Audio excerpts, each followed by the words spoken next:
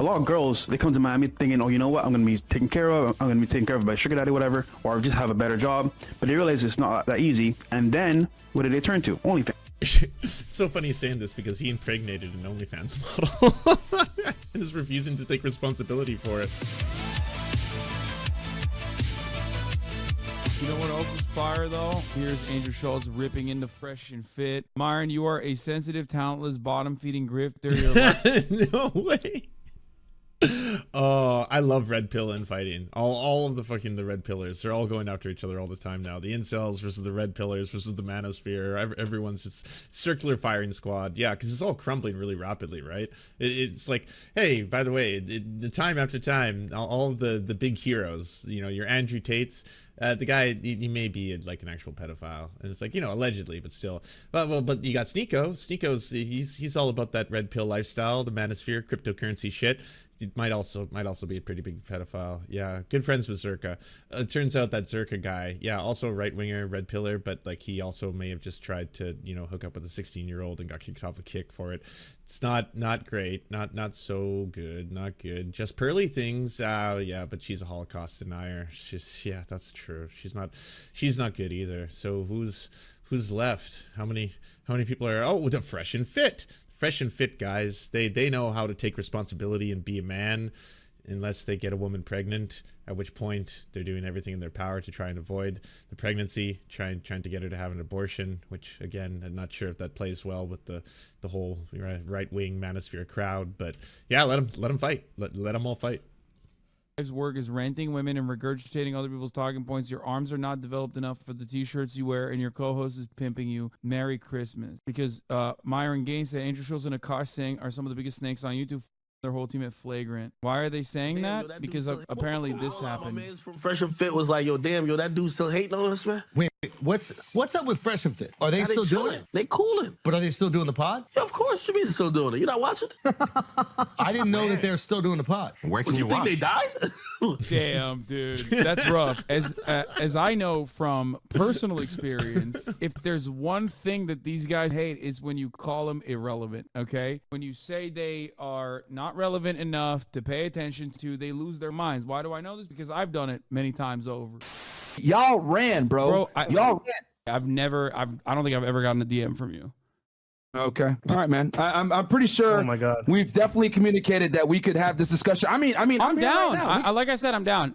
Wait, when? Okay, so is there any Hassanabi heads in here right now who are just taking a break from the fact that he might be, I don't know, talking about something non-political or playing a video game? When did this happen? When did he debate Fresh and Fit? I wasn't aware of that. I would love to watch that. Get your clout up. If there's like enough, if you guys are doing enough damage to the discourse, then I'll have a conversation with you guys directly. How about that? It's about fear. You are scared right now because you understand that when it comes to intersexual dynamics, you are incompetent. You are incompetent. You don't know all the details, yet you're still speaking. The difference between me and you is I don't speak on something unless I know it. It's pretty crazy. It's pretty crazy. It seems to me like you are talking about things that you don't know anything about. Also, your co-host talks about women all the time. I feel like he has no idea. Like if I were to ask, if I wanted to learn about how women are, I think you guys are the last people I would go to get advice. Really? Hey, I got a cheat code for all the fellows. You wanna know what women think? You wanna know what women are like? Ask women. I know it's wild. It's just oof. Yeah, I know. Take that. There's your Konami code for slaying that puss. Then there you got it. There's your up, down, down, left, right, BA, select, start. If you want to know what women are like and what they're thinking, and you should ask women. And also stop monothalizing. Yeah, stop doing that. Like, not all women are the same. Not all men are the same. You know, some men are sensitive femboy soy boys. Some men are hardened, chiseled alpha chads. But some alpha chads are giant teddy bears and just the most wonderful, cuddly kind. You know, who don't use their enormous size, stature, and swollenness to be evil. They use it to be kind and friendly and give nice bear hugs. So not all men, not all women. But honestly, it's one of those things too. Like what's Chad advice? What's advice? Blah blah blah. Well, one, stop thinking of everything as a video game. It's not. Human beings are human beings with thoughts, feelings, aspirations, desires, stuff like that. Two, in that spirit, you should be looking to have, you know, encounters and meet people, not for the sole purpose of maybe having sex with them. You should actually get friendships in your life as a straight man with straight women, of which you, yes, can have a platonic relationship. It is possible. You don't have to sit there every 2 seconds thinking, but we could smash. That just, it could happen. We don't have to, but we could. So what if? Like, no. And then you'll realize once you start getting more friends, more friend groups, or even more associations in your life, and then being friends with women just to be friends with them, you can also learn things about women from women. They have an inside scoop on the whole being a woman thing. So you could learn some things, and one of the things you most likely will learn is that, yeah, unlike all the red pill philosophies, they're not just like a Borg. You know, it's a single entity of just like evil, manipulative pussies walking around trying to destroy menfolk. A lot of women are different. A lot of women are attracted to different things. A lot of women are not necessarily attracted to the standardized alpha jawline Chad. You know, a lot of them like a Michael Cera or a Nathan Fielder or a K-pop star. That's it's just, again, it's just one of those things where that would be the secret. Not listening to Fresh and Fit, who are telling you, and they always present that dynamic. You know, where it's like, hey, by the way, this is just the stakes, okay? And they're really bad, but we want to give men the weapons they have to be able to defeat women in this society that's definitely garnered towards women, all right? They have all the power right now. They have all the power in dating. They have all the power in all this kind of stuff. They have all the power in society. And so because of that, we got to be real careful. And so you got to be able to play the game and defeat them. This is a war. And it's like, no. Don't do that. It'll make you unhappy. If you view all women as just like the same, then you'll never truly be able to understand them or get to know them, because again, they're human beings. There's going to be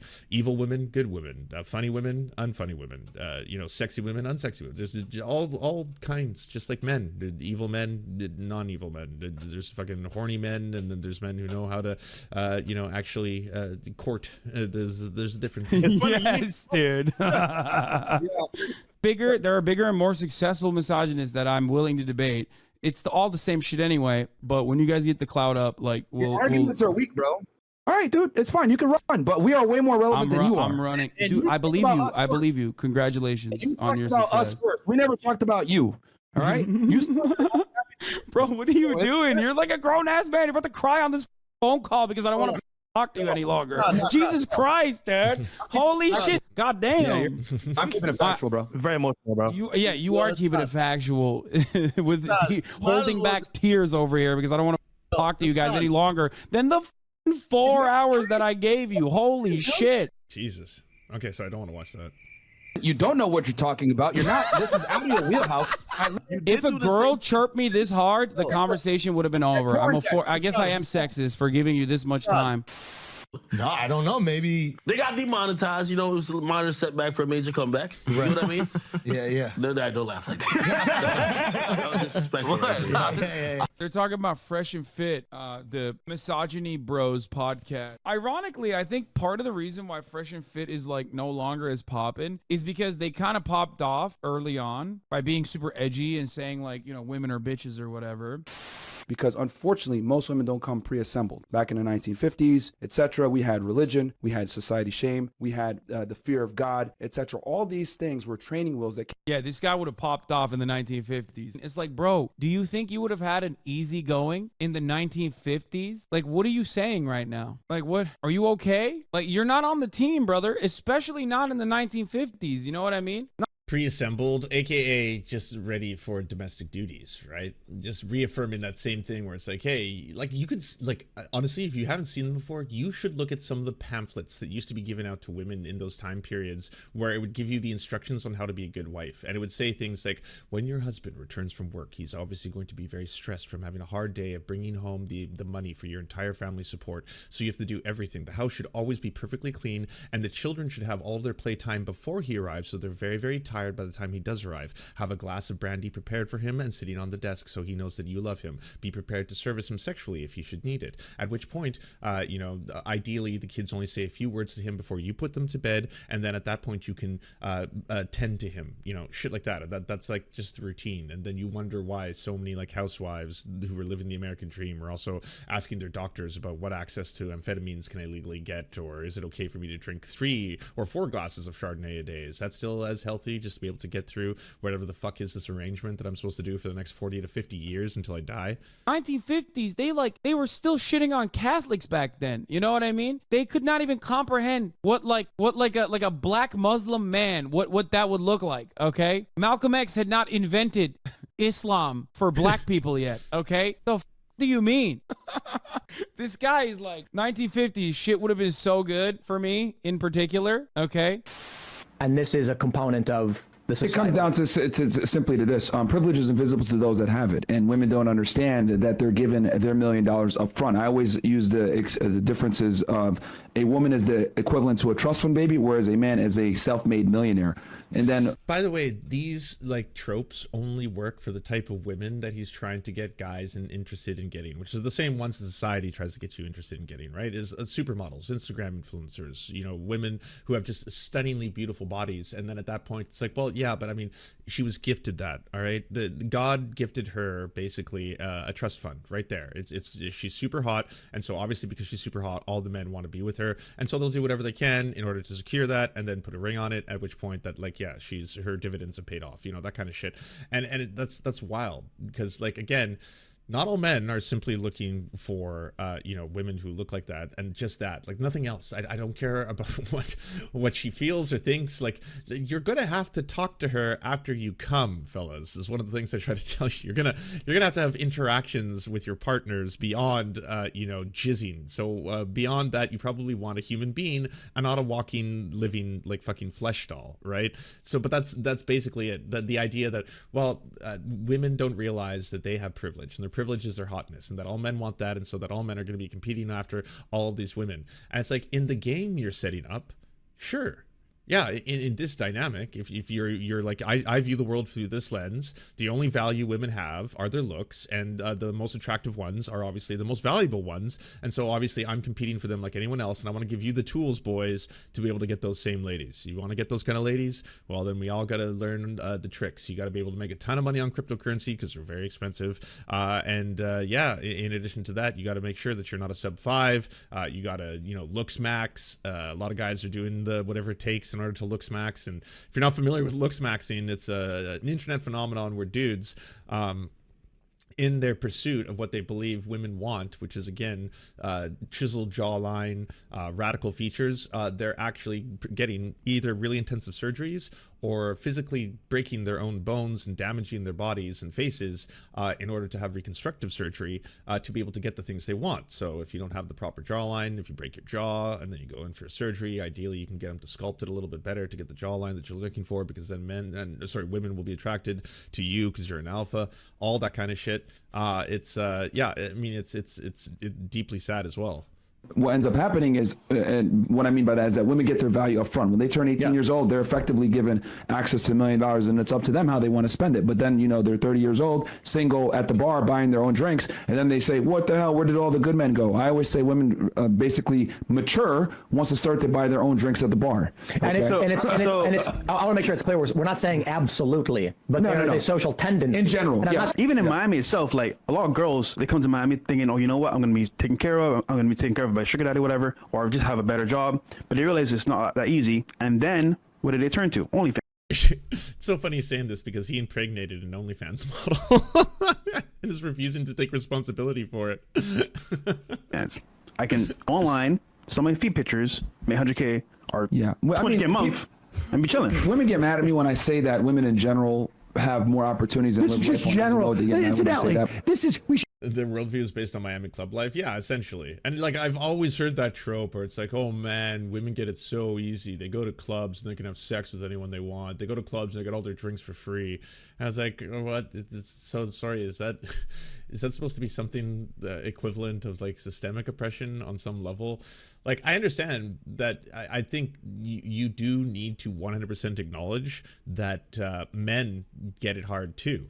Absolutely. And that is under a patriarchal system. Patriarchy is shit for men too, and acknowledge that, and not try to ignore the actual real plight that men are going through, because men who are suffering are going on the internet, especially if they don't have social networks or people they can trust or friends they can confide in. They're going on the internet and they're finding Fresh and Fits. They're going on the internet and they're finding the whatever podcast. They're finding this as their outlet to try and teach them more about how they can be more successful in life, either romantically successful, how to meet more women, get more women, have maybe lose their virginity if it's something that's really, really pressing on them, or how to do better financially, how to make it. That's why the Andrew Tates of the world sell them multiple things at once. They don't just sell them the idea of, hey, here's how you can get really hot women, because then they would just be pickup artists. They're selling them an entire lifestyle. Break free from the matrix, take the red pill, get out of the system, and then make a lot of money, and then you can basically be free, and the only way to do that is to get the Bugattis, to get the NFTs, to get the cryptocurrency, and then of course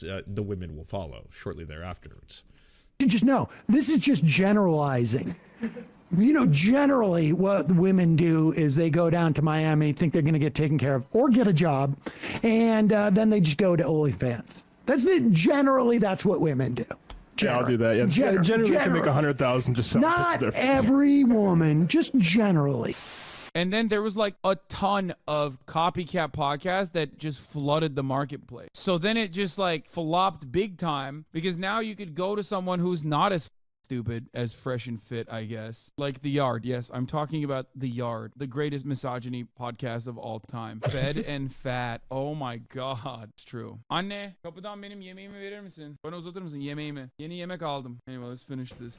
No, but tell us, so what's going on? Like, are they still, but they're still doing the pod? They're still doing the pod, man. That's fire, they got some different monetization strategies.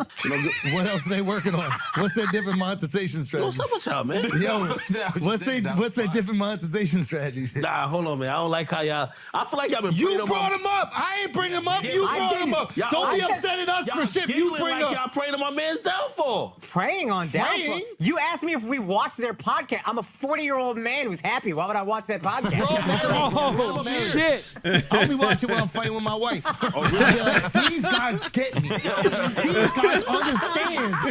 They understand women. 4 days every month that I watch that. Damn. I'm a 40-year-old married man and I'm happy. Why would I watch their podcast? Yeah, it's so true. Yo, 4 days every on month. the red days. On the red days, you Red day I'm red pill. No, but for real, can you still watch it? Do they have their own website, or how do you It's watch on the YouTube pod? still. What do you think it's at? I thought the podcast got taken off YouTube. No, got demonetized. That's the new What way. does that mean? That's so funny. That is such a fun. Okay, that's some comedian shit right there. Okay, that was such a good bar. Even from like the whole I'm a 40-year-old man who's happy. Why the I watch him, but specifically when he said I watch him only when I'm angry at my wife. That's a great joke. That is a good line. And it's so off the cuff. Funnily enough, Flagrant is how I discovered you. Wait, really? I got like long-term community subs after appearing on the Flagrant podcast. That's crazy. You could be elected president doing that, from what I understand. Yeah, me and Obama come from the same lineage, actually. Sucking the industry dick from Joe. What have we done? Be born with a silver spoon in our mouth and tell shitty jokes with your pussy co-host. We have the same platform size and we only been on YouTube for 3 years. And like you, we didn't have to suck any industry dick from Joe Rogan or Charlemagne to grow. Since my arms aren't developed, how about you stop being an internet tough guy and put on some boxing gloves? Yeah, nothing more secure than when a dude gets to fucking fight me, bro. Why don't you fight me, bro? Thank you so much for watching, everybody. We first want to give a shout out to everyone who makes this show possible. This program is produced thanks to the generous support of our Patreon supporters: Anna Loves Riley, Arian McCarthy, Cheryl Alvarez, Comrade Junkie, Doug Caddy, Everything Important, Hagbar Celine, Jimmy Sombrero, Multimondi, Omni, Peanut Butter Blondie, Political Poppy, Preston Kroll, Quite 185, Richard Bomey, Riley and Anna, Roller Dragon, Ruby, Cernicus, Stellar Gwyn, Sebastian Demmel, Travis McClinton, and Words Greenwood. As well as every other person you see on the screen right now, this show would not be possible without them. And if you want to join these wonderful people who make this entire program possible, simply go to patreon.com/the Serfs and you can unlock uncensored and bonus episodes and, you know, help us exist.